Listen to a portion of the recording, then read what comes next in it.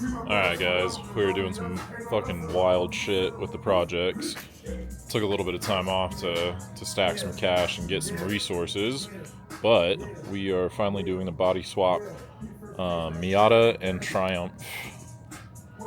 So, this, I think it's a 1974 Triumph TR6. They say it's like the last of the great British racing cars. Very cool car. It was actually my grandfather's, and he actually painted it with my mom and my aunt, which is really cool. I don't know if this was the original color. I really haven't checked. I think he just repainted it this purple.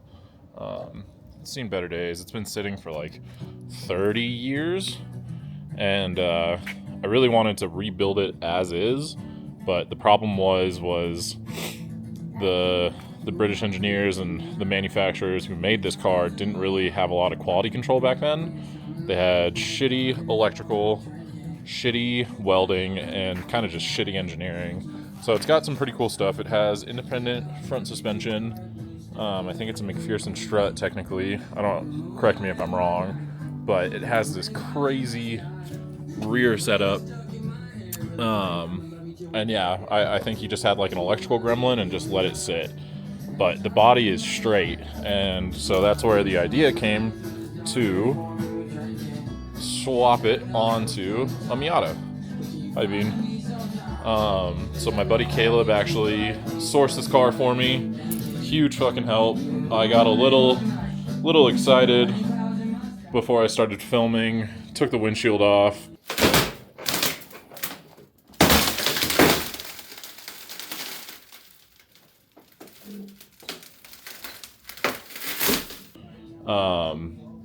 Started cutting away at stuff. I haven't started cutting the back, but the big cool thing is we're gonna run these 13-inch FB RX-7 rims, and I think that'll look pretty aero appropriate for the car. So the wheelbase on this one, let's see if the camera will do it justice, is a little bit smaller, or not the wheelbase. The wheelbase is only about an inch off from the Miata. So the Triumph is pretty narrow, and it's a little bit more narrow than the Miata. So the Miata is wider. So the plan is, it's already got these big kind of arched fenders. Hopefully these will be to my advantage. But worst comes to worst, we'll just run over fenders. That's kind of why I'm running the smaller wheels, in hopes that it's going to fit underneath the Triumph body. But this is a running and driving car. It's got most of its interior. So we have a good platform to work with. And yeah. So be sure to like, subscribe, comment. If anybody else has done this crazy project, I think I've been researching it. I've never seen anybody do the TR6. I've seen other Triumphs and other like MGs, other British sports cars mounted to the Miata body, but never the TR6. So hopefully this is going to be a pretty unique, pretty interesting build. So yeah, let's get started cutting.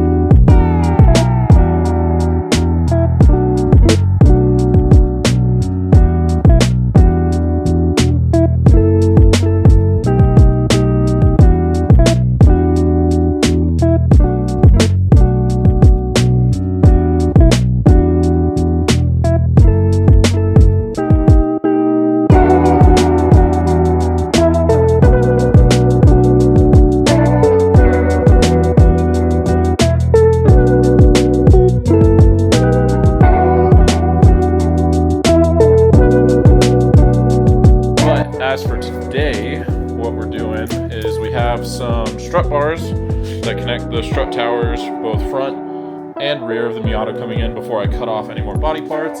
Probably should have waited a little bit, but you know, whatever. But we're working on the cooling system here on the 240. We have a new ISR radiator as well as the shroud. My big idea today is to use rib nuts. Normally it uses these Allen key with a nut on the back, but I really want to be able to take the shroud on and off without having to take the fans on and off without having to take the shroud off. And what better way to test an idea than to test it on a really expensive part that we'd have to buy a new one. All right, so unfortunately we have to drill in to our nice fancy shroud. The holes aren't big enough to fill, or big enough to fit one of these rib nuts. So the goal is to get the rib nut into the shroud. That way I can take the fans on and off without having to take the shroud off. So we're just going to start going crazy and drilling into this nice expensive brand new piece that's never been mounted. Because, you know, can't keep it in stock.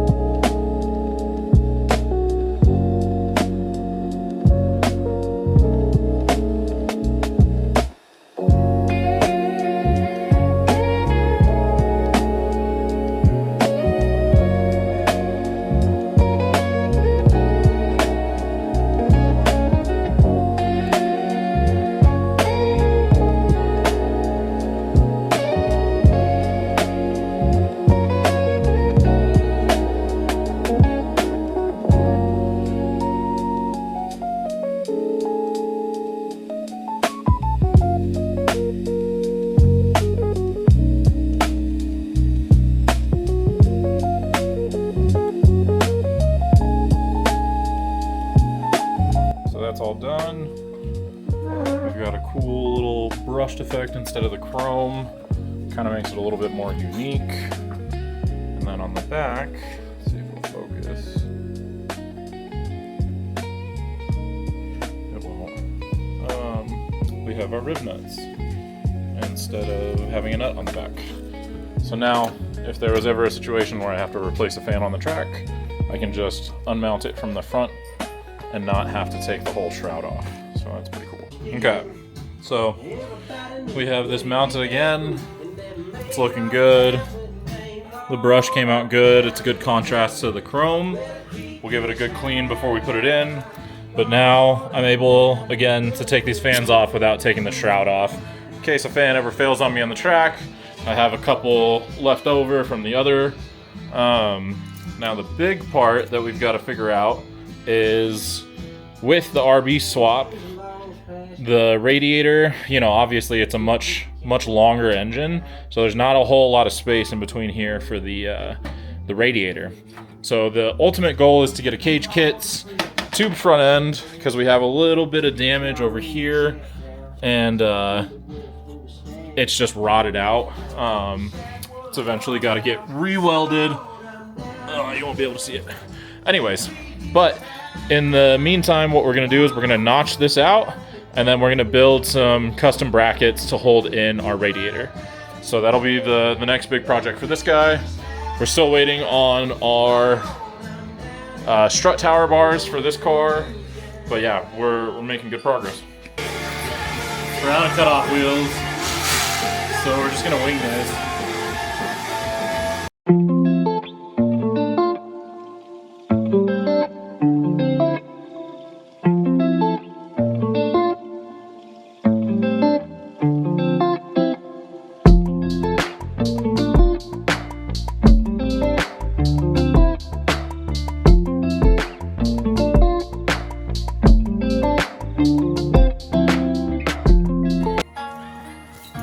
Stud weld remover, or spot weld remover, super cheap on Amazon, comes in so clutch so you don't actually have to cut stuff out and like spend a bunch of time grinding.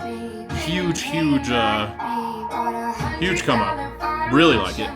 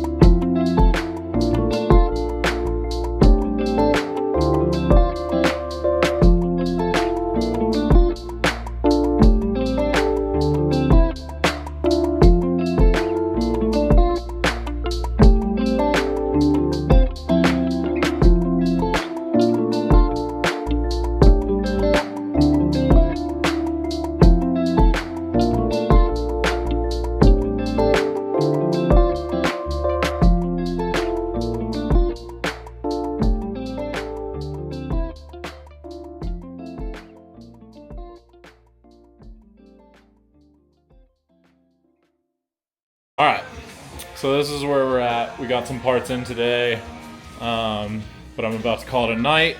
Been chopping away at a bunch of the cars, which is always nerve-wracking, but also very exciting. So let's do a little update real quick before I go for the rest of the night.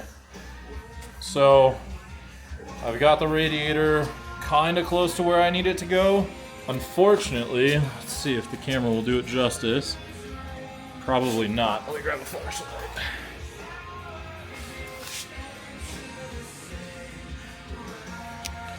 So it's actually hitting this this front radiator support.